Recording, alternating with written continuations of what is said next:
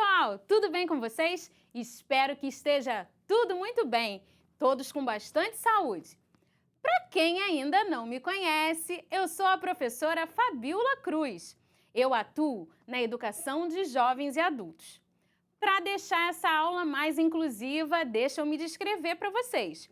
Eu sou uma professora negra, de olhos castanhos escuros, cabelos também castanhos escuros, mais ou menos na altura dos ombros. Hoje estou vestindo uma blusa bege com alguns corações e hoje eu estou no cenário da Multirio. Atrás de mim tem uma estante com alguns livros e vários materiais decorativos. Bom, você viu qual é o tema da aula de hoje? Olhou lá para o quadro e já percebeu? Você vai ou você irá? A diferença está na norma. Já parou para pensar sobre isso? Quantas vezes, ao falar com alguém, você precisa pensar na forma mais adequada de se comunicar com as pessoas? Não é verdade?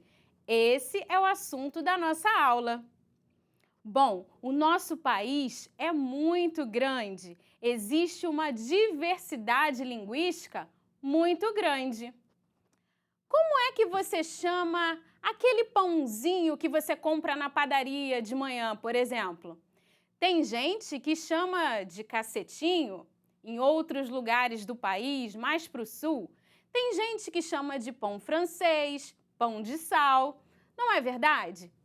Além dessa diversidade linguística, existem outras. Vamos dar uma olhada no slide comigo? Aí eu tenho o exemplo do aipim, que pode ser chamado de macaxeira, de mandioca. Viu só? Existem várias formas de se falar uma mesma coisa. Até o mosquito pode ser chamado de pernilongo, muriçoca. É uma grande diversidade. Existe uma linguagem que é mais informal e outra que é mais formal. Mas a diversidade também pode acontecer de acordo com o contexto social. Você já parou para pensar nisso? Se, por exemplo, você está numa audiência, de frente para um juiz, você vai falar de uma forma, não é mesmo? A diversidade pode acontecer de acordo com o contexto social. Existem diversidades de estilo, usadas de acordo com as situações, formais ou informais. Olha esses dois exemplos aí. Linguagem informal. Você vai na escola hoje? E a linguagem formal? Você irá à escola hoje? Percebeu a diferença? Viu que de acordo com o contexto, de acordo com a situação, a gente precisa falar de uma forma ou de outra? É claro que não existe forma mais correta de se falar, mas existe um padrão que a gente precisa pensar antes de se comunicar. Imagina aquele exemplo que eu falei do juiz. Você chega lá na audiência e chama o juiz de "Oi, filhão!" Não vai pegar bem, né? Ou, por exemplo, "E aí, camarada?" Acho que não vai dar muito certo, né? Então, de acordo com a situação, o ideal é que a gente se comunique da melhor forma. E principalmente ao escrever. A norma precisa ser cumprida para que a gente consiga ter uma comunicação também através da escrita de uma forma melhor. Vício na fala. Esse é um poema de Oswald de Andrade. Para dizerem milho, dizem mil. Para melhor, dizem mió. Para pior, pior. Para telha, dizem teia. Para telhado, dizem teiado. E vão fazendo telhados. Você gostou do poema? Interessante, né? Viu aí a diversidade na forma de falar as mesmas palavras? Pois é, não existe forma melhor do que a outra, como eu já disse, da gente se comunicar através da fala. mas existem formas mais adequadas. Todas as formas de comunicação são legítimas, pense nisso. Pessoal, mas diante de tanta diversidade, foi necessário padronizar. Por isso é que existe a norma. Vamos acompanhar o próximo slide comigo? Devido à diversidade existente em nosso país, foi necessário criar uma padronização com normas que pudessem ser utilizadas em diferentes contextos e regiões. O uso da norma padrão está relacionada ao prestígio e à ascensão social, principalmente quando usada na escrita. Você concorda?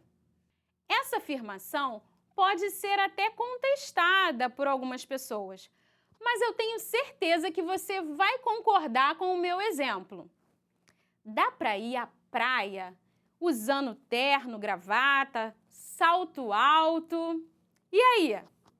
Que dá, né, gente? Vamos supor que você está vindo de uma festa e aí resolveu dar aquela esticadinha na praia. Poder pode ir à praia de terno, gravata, salto alto, mas será que é o mais adequado? Isso que eu gostaria que vocês refletissem nessa aula. Viu? Isso é a língua. É assim que a gente usa a nossa forma de linguagem, principalmente na escrita. Vamos olhar o próximo slide? É importante conhecer e dominar as regras da norma padrão. Olha aí, eu tenho 3 situações. Situações formais, em uma audiência com um juiz ou numa entrevista de emprego. Nesse caso da entrevista de emprego, por exemplo, você não pode chamar o entrevistador por qualquer nome. O ideal é chamar de senhor, de senhora. Não fica mais adequado? Vamos continuar olhando para outra situação. Situações avaliativas e ao fazer uma redação na escola ou em um concurso. Quando você vai fazer na escola uma redação ou se você está participando de um processo seletivo e também precisa escrever uma redação ou até mesmo num concurso, você precisa usar a norma corretamente. Olha aí a importância. Vamos ver mais uma situação lá no slide. Situações profissionais. Ao escrever um e-mail, um documento. Você concorda comigo sobre essa importância na forma de escrever? Pois bem, eu agora vou mostrar para vocês algumas frases onde estão usadas formas mais informais de comunicação. E aí eu gostaria que você tentasse pensar na forma mais formal. Como você faria isso? Olha lá o slide comigo. As gírias e as abreviações não fazem parte da norma padrão. E aí, beleza? Meu celular deu PT. Ela era uma cobra peçonhenta. Para ficar melhor, vamos fazer dessa forma. E aí, pessoal, pensou no que ficaria melhor? Qual seria a substituição para tornar essa frase menos informal? Vamos olhar o slide novamente com as respostas. A primeira, e aí, beleza? Norma padrão, oi, tudo bem? Meu celular deu PT. Na norma padrão, seria meu celular quebrou. Ela era uma cobra peçonhenta. Norma padrão, ela era mentirosa. E o último, para ficar melhor, vamos fazer dessa forma. A resposta, norma padrão, para ficar melhor, vamos fazer dessa forma. E aí, pessoal? Se identificou com as frases? Com a forma como você fala Ou às vezes escreve? Reflita sobre isso. Por conta de tudo que nós falamos até agora, eu tenho um desafio para você. Imagine que você precisa assinar um contrato, existe um documento que você precisa assinar, prestação de serviço. Será que você assinaria esse contrato que eu vou apresentar para vocês agora? Dá uma olhada comigo.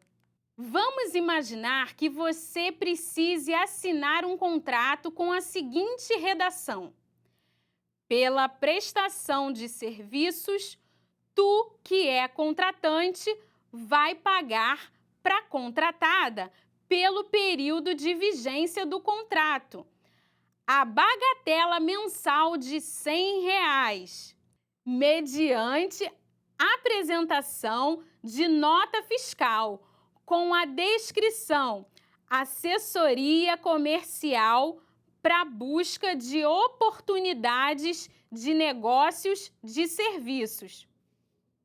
E aí, você assinaria esse contrato? Tem vários termos como bagatela, pra. Eu ficaria muito desconfiada de assinar um contrato como esse. Acredito que você também. Viu aí a importância da norma padrão, do uso, da linguagem, na forma de escrever? Viu como isso é importante? Tenho certeza que a partir de agora você vai prestar mais atenção quando você estiver se comunicando com alguém através da sua fala ou até mesmo da escrita. A gente precisa saber se comunicar dependendo do contexto. Para cada contexto, uma forma mais adequada que a outra. Você concorda, não é? Pessoal, em resumo, hoje nós falamos sobre diferentes estilos usados em situações formais e também informais. Apresentei para vocês o poema de Oswald de Andrade, que ali falava de formas também diferentes de se comunicar, uma mesma palavra falada de formas diferentes. Falamos da importância da norma padrão em diferentes contextos. Chamar um juiz de camarada não fica tão legal, né? Filhão. Falamos também sobre a importância da norma padrão através de contextos como, por exemplo, a redação na escola, num concurso, em situações profissionais também, onde um profissional manda um e-mail para outra pessoa, ou até mesmo em um documento. A importância de nós termos ali uma norma padrão.